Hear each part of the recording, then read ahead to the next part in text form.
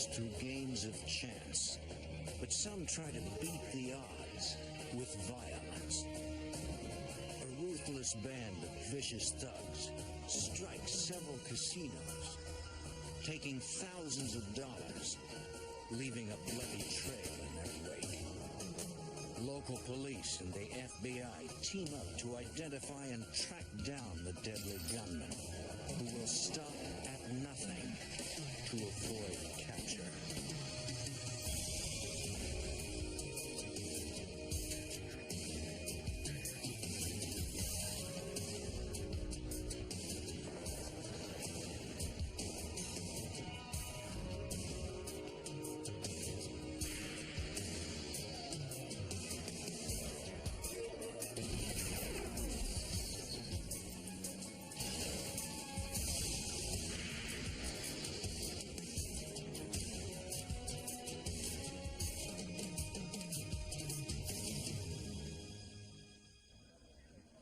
The kind of story that Hollywood films are made of.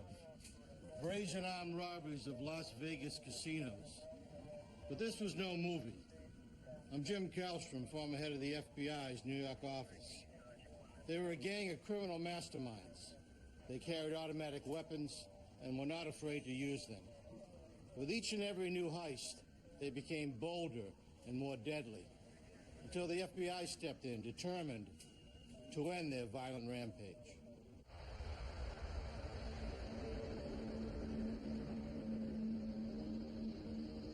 Las Vegas, Nevada, September 20th, 1998. It is shortly before noon at the MGM Grand Hotel and Casino.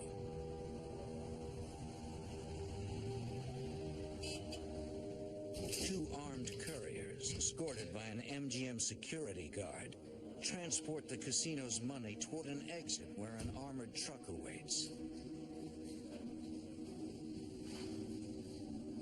Suddenly, two gunmen confront them. One grabs the courier's guns. You in the back, come in close. Your hands up.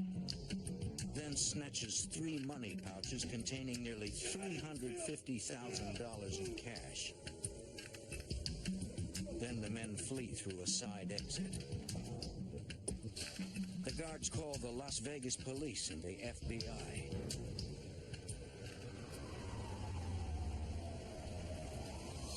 Detectives and agents respond to the casino and interview the guards, who give investigators a rough description of their assailants. Any kind of logo on the jacket? Not that I saw. Okay. It was two Latinos. I'm pretty sure it was. What kind of guns were they? They were not. The robbers left no physical evidence at the scene. Two semi-automatic weapons. Right. They were standing like right here. The MGM, like all Las Vegas casinos, has a vast network of security cameras.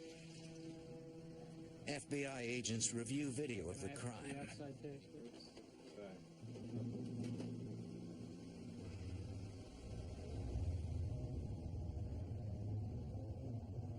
Special Agent Henry Schlump observes the way the lead gunman brandished his weapons, which suggests he could be a dangerous individual. Seeing a subject commit a robbery with a gun in each hand is not typical. That would be a rare occurrence, and I think it would portend the violence that the subject was capable of. They go directly out to the sidewalk and down the street. Agents also watch footage captured by the hotel's exterior cameras,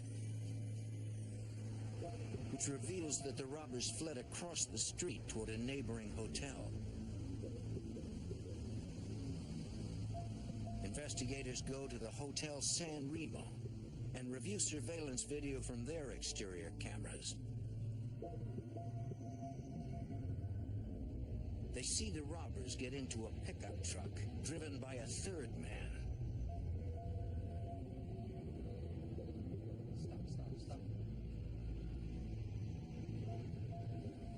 But the video cannot provide a viable lead, according to FBI Special Agent Castle Nishimoto. The quality of the film wasn't as such that we could make out exactly the numbers on the plates. We had a few partials on the numbers, but we couldn't see the whole plate. We could only read the first three numbers, but we couldn't get the three alphabet letters after that.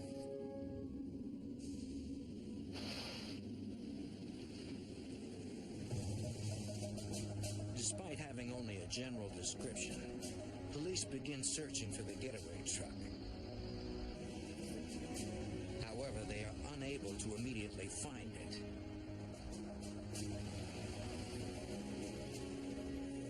Nearly 2 months later, continued search efforts lead to a break in the case. Once again at the San Remo.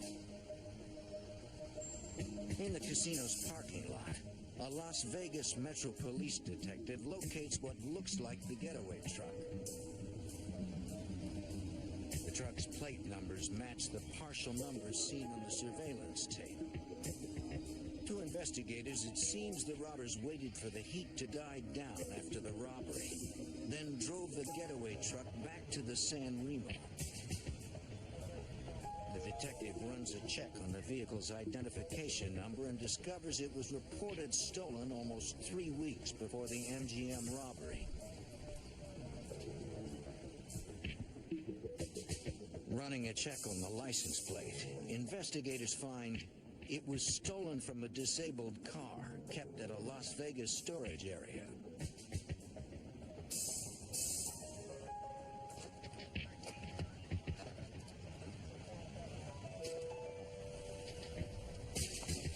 Can I help you?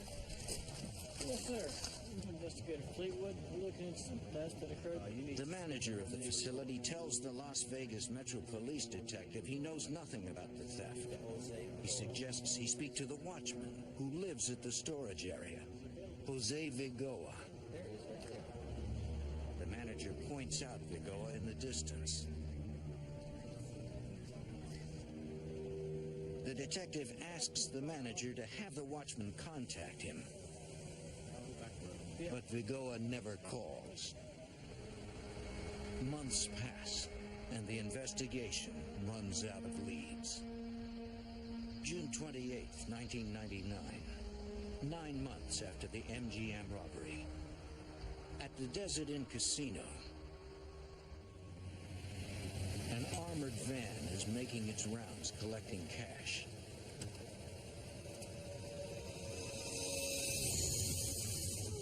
Two gunmen confront the guards. The guard inside the van is hit in the arm. His partner returns fire, but is hit 3 times in the leg. Through their training, the guards know to aim for the chest. Their bullets slam into the gunman, but the shots fail to stop them.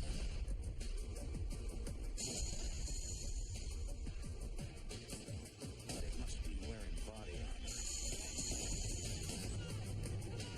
The guard on the ground manages to get to the safety of the armored vehicle.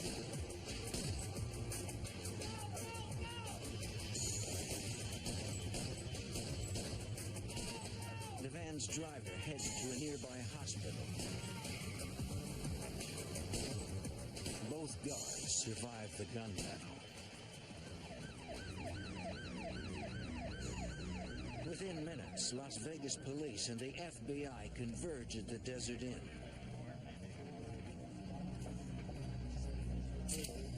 A casino employee tells investigators she saw the gunman flee the scene in a light-colored SUV, and police put out an alert. FBI Special Agent Richard Beasley studies the crime scene. My initial impression was that it was a very bold attempt to take an armored car. These guys weren't afraid to use the firepower that they had with them. There was a number of brass casings in one area and a number of brass casings in the other area where the armored car guards had shot their wounds.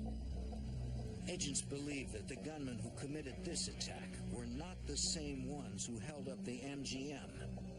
The MO was not the same. In the investigators' experience, criminals rarely change their MO if it has worked in the past. FBI Special Agent Brett Shields. They were successful at MGM indoors, waiting for the guards indoor. The Desert Inn is outdoors, like they're trying to get the whole truck.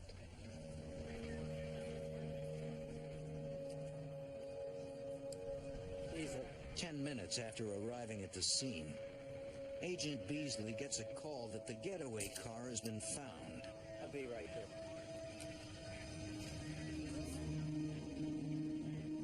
One of the uniform officers had been patrolling the area looking for this vehicle, and they found it in the parking lot of a small motel.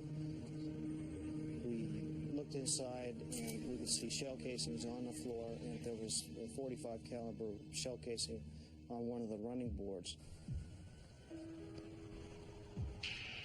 Investigators also find an empty water bottle inside the vehicle. It is preserved in the hopes of recovering DNA evidence from it. Nearby, agents interview a man who says he saw the men who were driving the SUV. There was a witness there that had been walking his dog that had witnessed the exchange of the vehicle.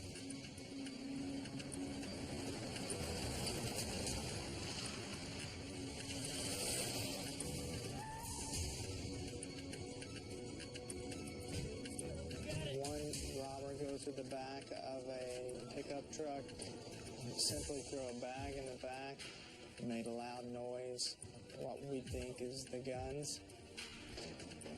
The other two jump into the front of this pickup truck. Let's go, man. Let's go. What's the matter? Gee, he doesn't work, man.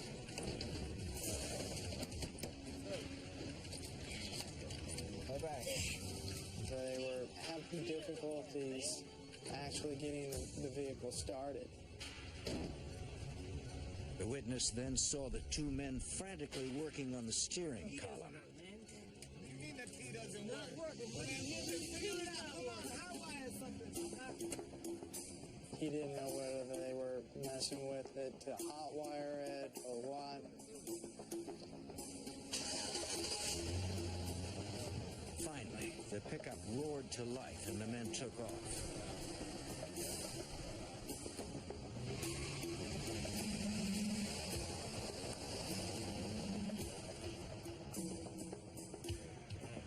Agents wonder why the robbers had to hotwire their own getaway vehicle.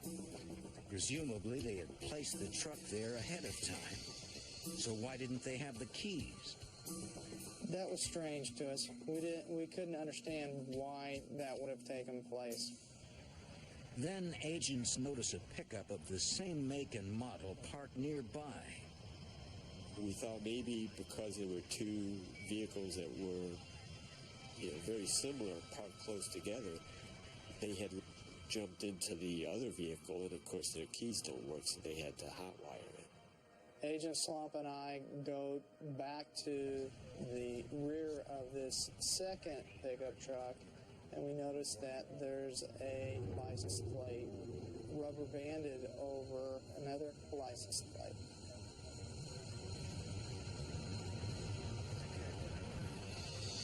The FBI runs the vehicle identification number on the pickup and discovers that it belongs to an ex-con named Pedro Duarte. The crime scene investigator finds fingerprints on the top license plate. Investigators run the prints and discover they belong to Duarte. This suggests that Duarte rubber banded the stolen plate to his own pickup. At the request of FBI agents, the witness agrees to describe the three men he saw to a police artist. Investigators hope that composite sketches will aid in identifying suspects. The next day, investigators travel to Pedro Duarte's house to ask him about his truck. So I had a closet with me. And when we go to knock on the door, Pedro Duarte comes to the door. It's like, holy cow. Duarte bears a close resemblance to the man in the sketch. Mind if we come in and talk to you for a moment?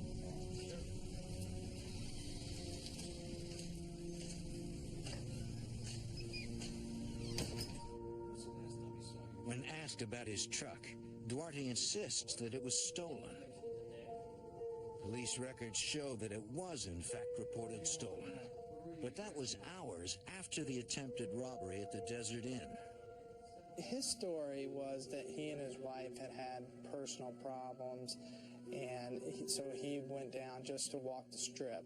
So he had parked his vehicle and was just walking up and down the strip, and that he had fallen asleep on a bench.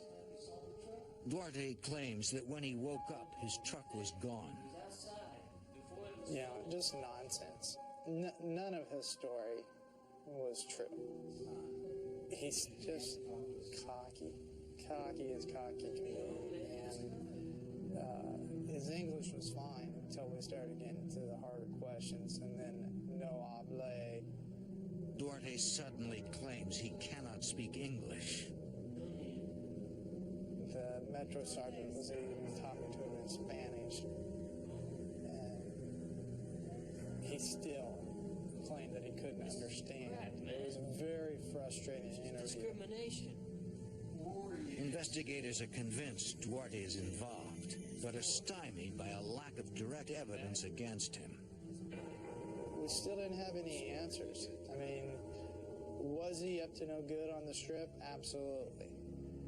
Could he have been doing jewelry robberies or purse snatchings or anything else and try to disguise his vehicle and this just be coincidental? Absolutely. I don't know what you're even talking about, man. So we weren't comfortable enough to arrest him at the time. We got nowhere with the interview.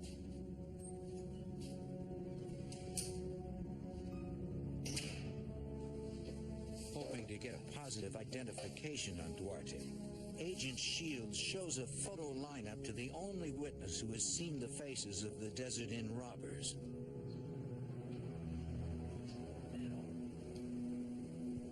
I can tell. And our witness did not pick him out of a photo lineup. So we had to go back to other means, trying to identify his associates, his money trail. Just kind of a full blitz on Duarte at that point.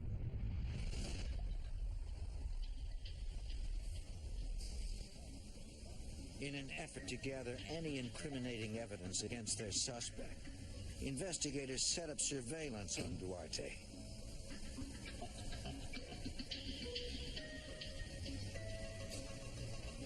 But after weeks of watching, they come up with nothing. The Mandalay Bay Casino, October 11th, 1999. 4 months after the attempted robbery at the Desert Inn. 2 armed couriers pick up $88,000 and transport it to their armored truck. Suddenly, 2 gunmen ambush them.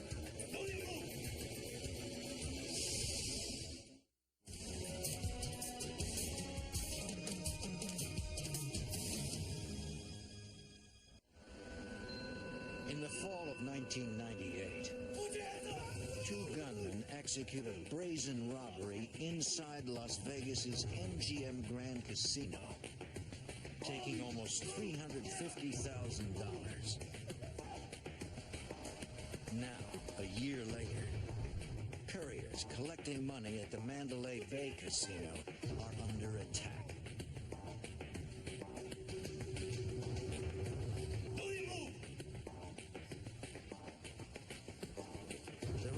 Quickly disarm them and flee with $88,000 in cash. Let's go. At the FBI's Las Vegas field office, agents review the surveillance video of the robbery. Special Agent Brett Shields suspects that the gunman who robbed the MGM committed this robbery as well. When we saw the manner of how this robbery had taken place at Mandalay Bay, there was a lot of similarities. The way the approach was made, the way the weapons were held, weapons in both hands, arms extended, and it did trigger some thoughts that the MGM and the Mandalay Bay are connected. I've been working on this for a long time. Investigators pore over the case, searching for any clue that might have been missed. Special Agent Richard Beasley. Brett Shields and I were in the office. We were talking about the case, what we could do to develop additional leads, make sure all the leads that we had been covered.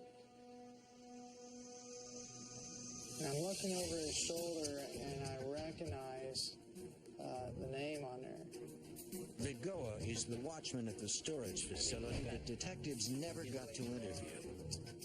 And at that time, it kind of lights went off for me that I told Agent Beasley, hey, if this is actually Jose Vigoa, then, that's our guy. Jose Vigoa. Who's that? Agent Shields has a history with Vigoa. I had arrested Jose Vigoa in 1990. That was one of the first arrests that I had made as an FBI agent. In 1990, the FBI was investigating Cuban immigrant Jose Vigoa for cocaine trafficking and went to a storage facility with a warrant to search his unit. As they're entering to go do the search, Jose Vigoa speeds away. An agent is standing in front of the gate, and he actually tries to run him over.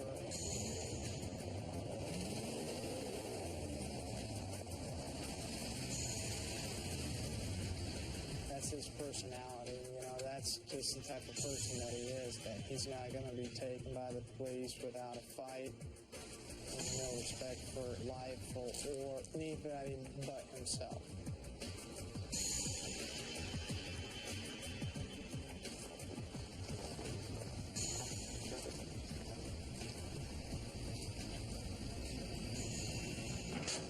Investigators checked Vigoa's storage unit and found a scale covered with cocaine residue and his fingerprints. He was later convicted of drug trafficking and assaulting a federal officer.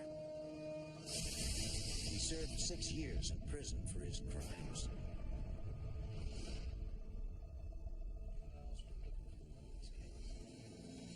Shields remembers that Pedro Duarte was questioned in connection to the recent Desert Inn shootings. Duarte is Jose Vigoa's brother-in-law. To investigators, it now seems that the 2 robberies inside the casinos are connected to the attack outside the Desert Inn. They all appear to be the work of one group of robbers. Agents decide to show Vigoa's probation officer the casino surveillance video to see if she can identify any of the robbers.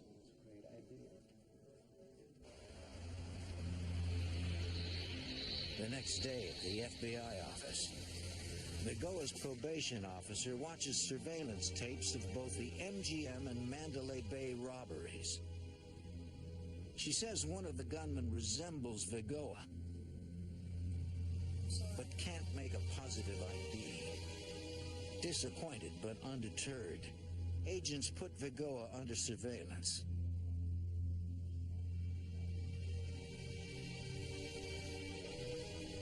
According to his probation officer, Vigoa earns only $10,000 a year and lives in a shack at the storage facility where he works. But Agent Beasley discovers that Vigoa actually lives in a middle-class house. We did financial background checks, and the house was in fact purchased just a few weeks after the MGM robbery. It was interesting to us because about $19,000 in cash had been put down on this house. The house was not purchased in Vigoa's name. It was purchased in the name of a person, Oscar Cisneros. Agents suspect Vigoa is using Cisneros as a financial front to hide his purchases. knew after talking to Vigo's probation officer that Vigo was supposed to be working a labor-type job. He wasn't supposed to have much money. So if assets started showing up in Vigo's name, that would certainly raise suspicion to his probation officer. Vigoa's finances are questionable, but they are not an indication of guilt. We didn't have any eyewitness identification of him in these robberies, and just because somebody's spending a large amount of cash doesn't necessarily mean that they were involved in a robbery. Vigo was a convicted drug dealer. We didn't know if he was back in the drug trade, which would account for him having a large amount of cash. The results of the financial background check are not enough to move the investigation forward. Well, we didn't have probable cause yet for any kind of warrant to go to search Vigo's house or his property or his vehicles. It just wasn't there yet. Agents continue to watch Vigoa.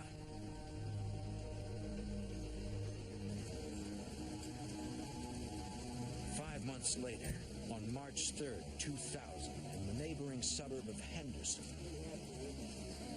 local police and the FBI respond to a report of an assault on an armored vehicle in front of the Ross Dress for Less department store. 2 guards are dead. Investigators work to determine the series of events that led to the 2 deaths. According to witnesses,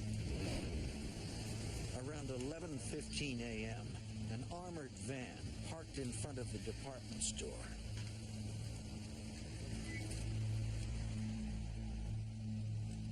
One guard went inside to pick up the store's deposit. Passing between 2 minivans, which witnesses reported seeing parked there since early that morning. When the guard returned with the money, the gunman pounced. The courier drew his weapon and fired, hitting one gunman in the knee. But another gunman opened fire with an assault rifle. The guard died almost instantly. The gunman's fury was then leveled on the van's driver.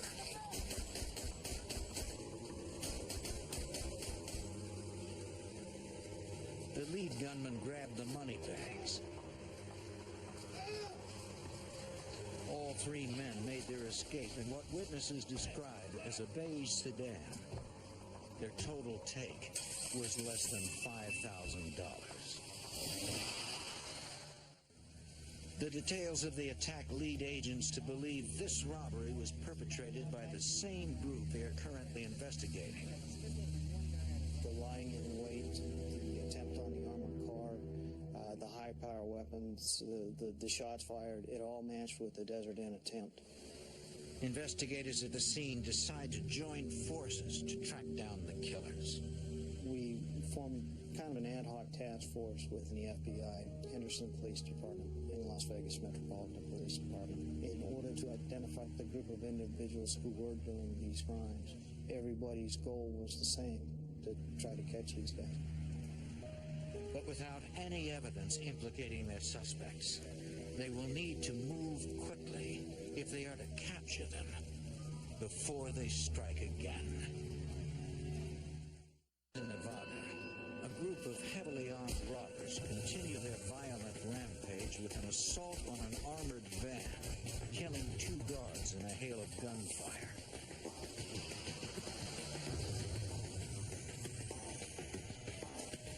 A few hours after the attack, police locate the robbers' abandoned getaway car in a parking lot.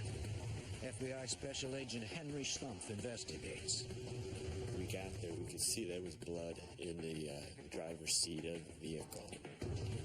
Witnesses to the robbery had reported that one of the gunmen had been shot. A crime scene technician collects the blood as it may become valuable later as DNA evidence.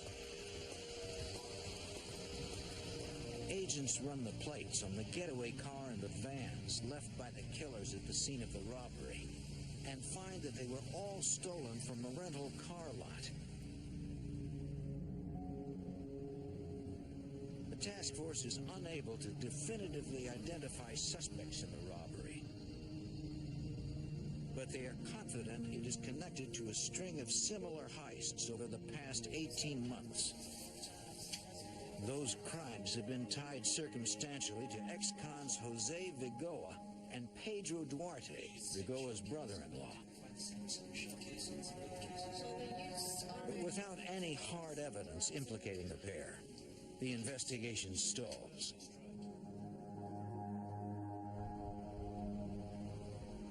June 3rd, 2000, 3 months after the Ross killings, the Bellagio Hotel and Casino.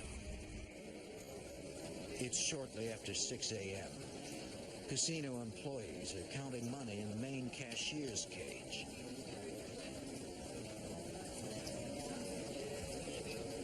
There's a robbery!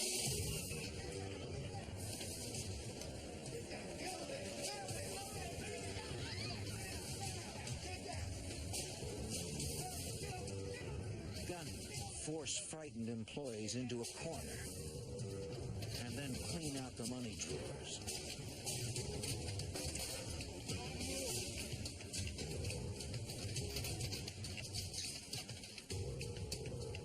The robbers take over $144,000 in cash. But the gunmen are not finished. They want more. They target a nearby change booth. This time, the robbers allow the cashier to leave. They steal an additional $10,000. The security guard notices the fleeing cashier on a surveillance camera and zooms in for a closer look.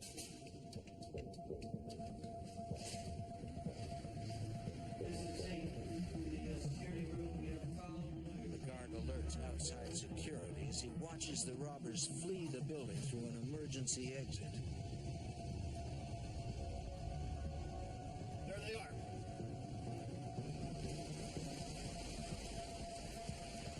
The robbers jump into their getaway van and speed off with more than $150,000. They are unaware that Bellagio guards in an unmarked van are following them and alerting police.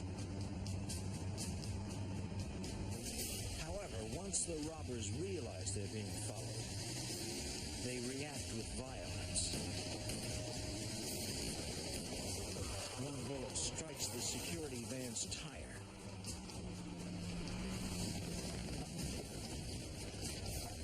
Ending the pursuit.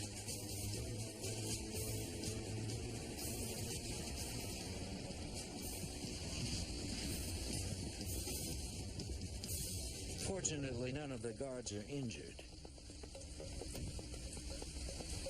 They provide police with the make, model, and license plate number for the vehicle. When FBI Special Agent Brett Shields hears the details of the heist and the robbers' violent escape, he is convinced it is connected to their suspects. It shows the mentality of these guys, that they weren't going to get taken. They were going to shoot it out. They were going to run. They were going to do everything they could to get away. At the Bellagio's security office, agents ask Jose Vigoa's probation officer to watch surveillance video of the crime, hoping for a positive ID.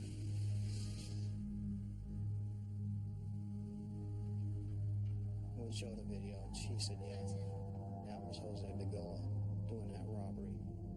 Sure. I swear to it. This is the break agents need to bring in Vigoa. They obtain an arrest warrant, but they worry that this ruthless killer will not be taken down without a fight.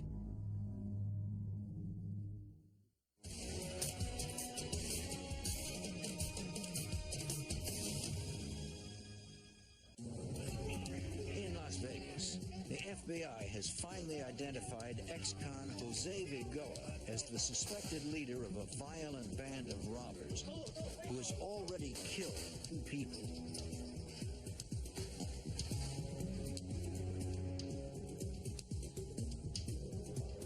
Agents obtain an arrest warrant for Vigoa and move to apprehend him.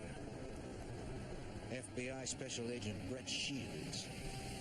They had a vehicle in front. The Metro SWAT team was going to pull up, exit the vehicle, and take him down at gunpoint. The SWAT officers got out and aimed their weapons at him.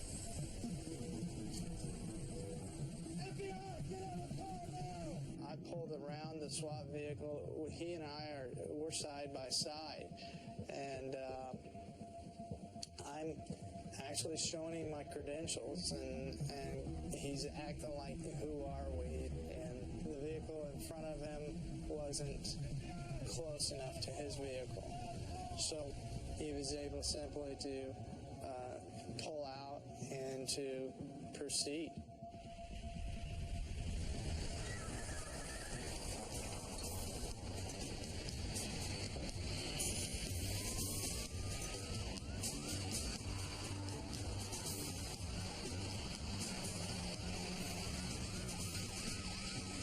Chase is extremely dangerous, reaching speeds in excess of 100 miles per hour.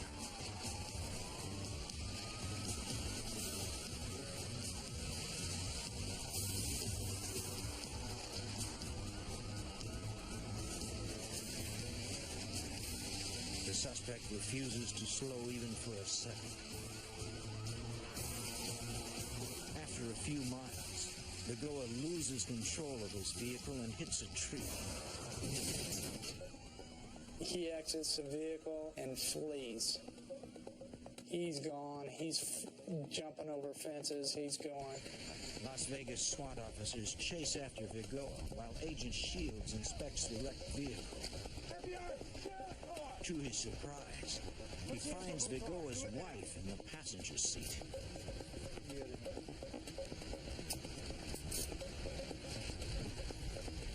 She's taken into custody, but is later released when investigators determined she was not involved in her husband's crimes.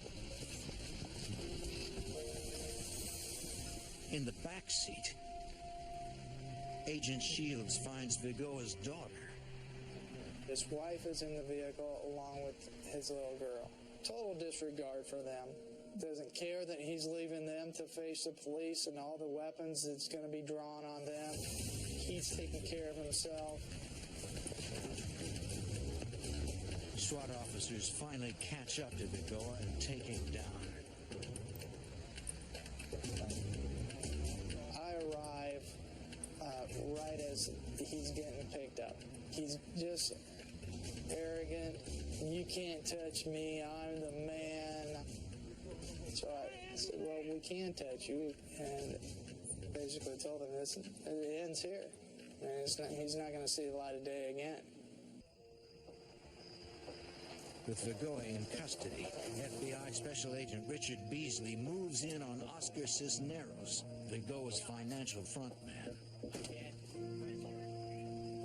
We needed to talk with Cisneros about the assets that were in his name being used by Vigoa.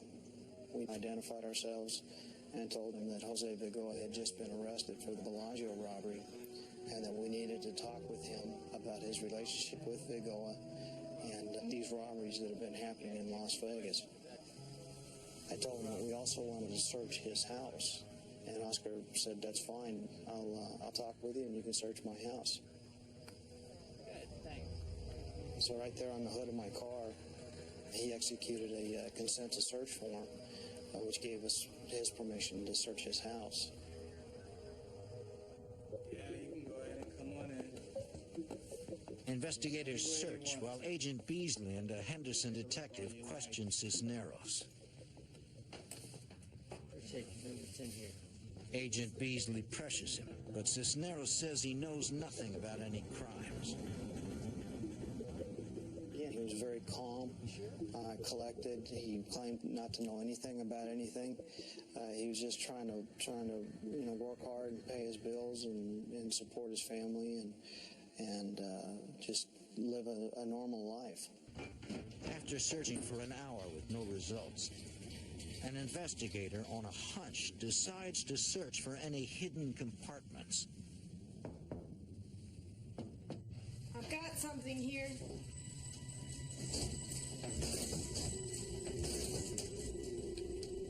And uncovers a motherload of evidence. Ammunition, body armor.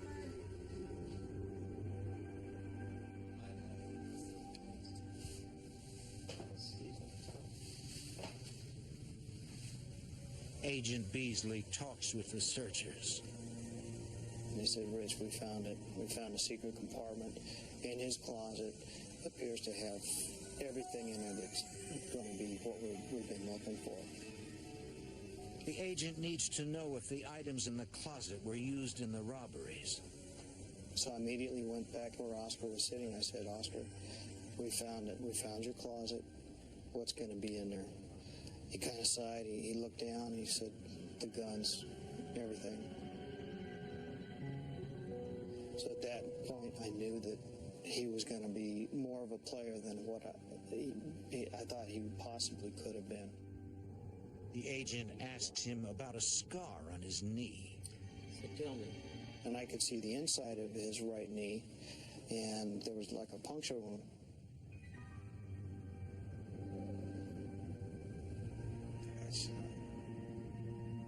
Shot? Where? At Ross. We were just ecstatic. We identified one of the people who had been shot at the Ross, and we were well on our way to solving that killing.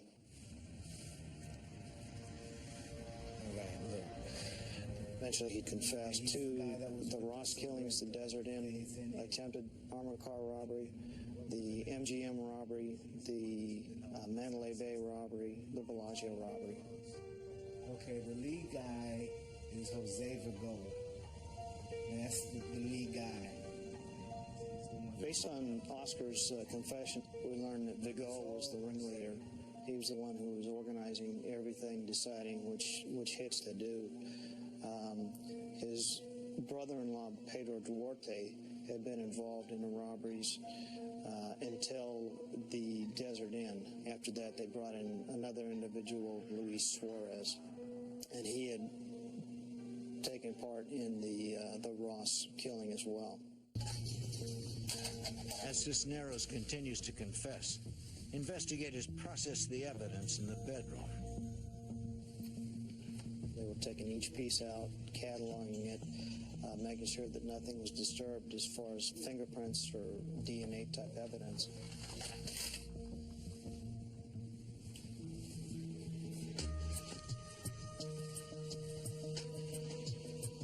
Toward the end of the search, they found what appeared to be pipe bombs in there.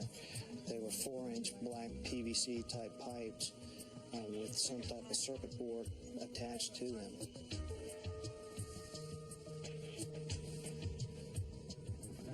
Investigators confront Cisneros about the bombs, asking if they are real. And Oscar said, no, not really. Didn't really give us a warm feeling that we could rely on what he was telling us. He said, I'm going to ask you one more time, what are these things? He said, oh, we were just playing around. You don't really have to worry about them. It was that point, because of the vagueness of the answers, that we decided to go ahead and evacuate the house and the surrounding neighbors. Agents take the evidence and abandon the house,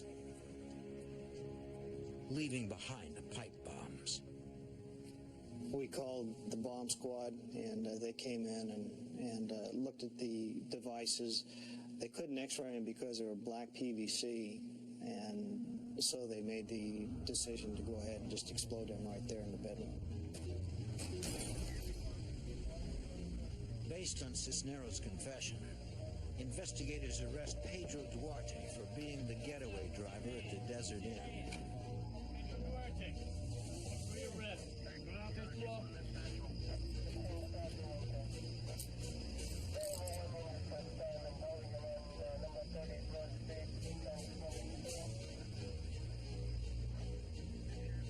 Investigators move to arrest the final robber, Luis Suarez, but he has fled the state.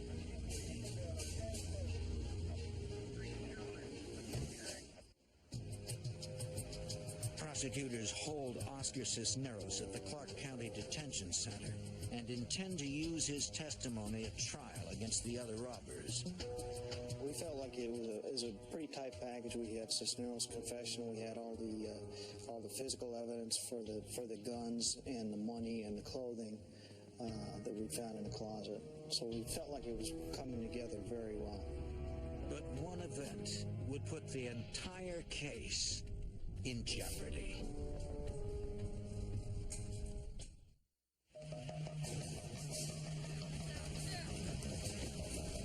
In Las Vegas, investigators have arrested 3 men connected to a violent robbery group. The leader, Jose Vigoa, his brother-in-law, Pedro Duarte, and Oscar Cisneros, who confessed everything to federal agents and implicated a 4th man, Luis Suarez, in the robberies. But on October 7th, 2000, the case weakens when Cisneros hangs himself in his cell. FBI Special Agent Richard Beasley. We learned later from the officers who investigated the suicide at the detention center that Vigoa had been sending messages up to Cisneros to do the right thing. I think that Cisneros didn't want to put his family through any more problems, and he just didn't want to deal with it, so he took the easy way out and killed himself.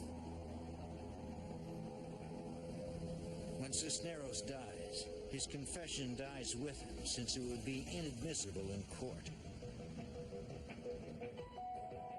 The prosecution team turns to forensic science to tie the other robbers to the crime.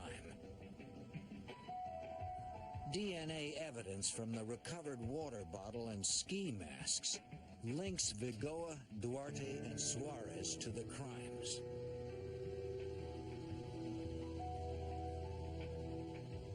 The blood evidence recovered belonged to the now deceased Cisneros.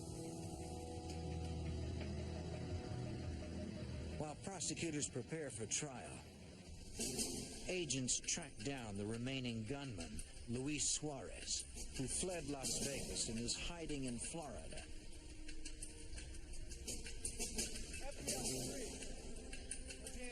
FBI Special Agent Brett Shields.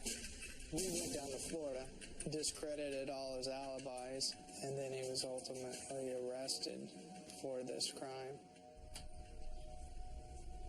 In the fall of 2003, 5 years after their spree of robbery and murder began, Suarez, Duarte, and Vigoa go to trial in Las Vegas. Luis Suarez plea bargains to 1 count of armed robbery and receives a sentence of 6 to 15 years. Pedro Duarte takes his chances at trial and is convicted of 2 counts of attempted murder and other charges. He is sentenced to 16 to 70 years. In order to avoid the death penalty, Jose Vigoa pleads guilty to 2 counts of first-degree murder and 44 other charges. He is sentenced to life in prison without the possibility of parole. It took the combined efforts of 3 law enforcement agencies to bring this vicious gang of robbers to justice. This case was solved not by the FBI, but by the cooperation between the FBI, Henderson Police Department, and Las Vegas Metropolitan Police Department. It was just a great feeling to be able to wrap up a case like this. Obviously, there were many victims, not just the security officers who were killed, but their families and the people inside the casinos and the people who were traumatized watching these armored car robberies go down and the casino robberies. There's a lot of people really shook up over this, and to take these guys out of the mix was a very good feeling. And the next time someone threatens the safety of the citizens of Las Vegas, local police and the FBI will be there to stop them.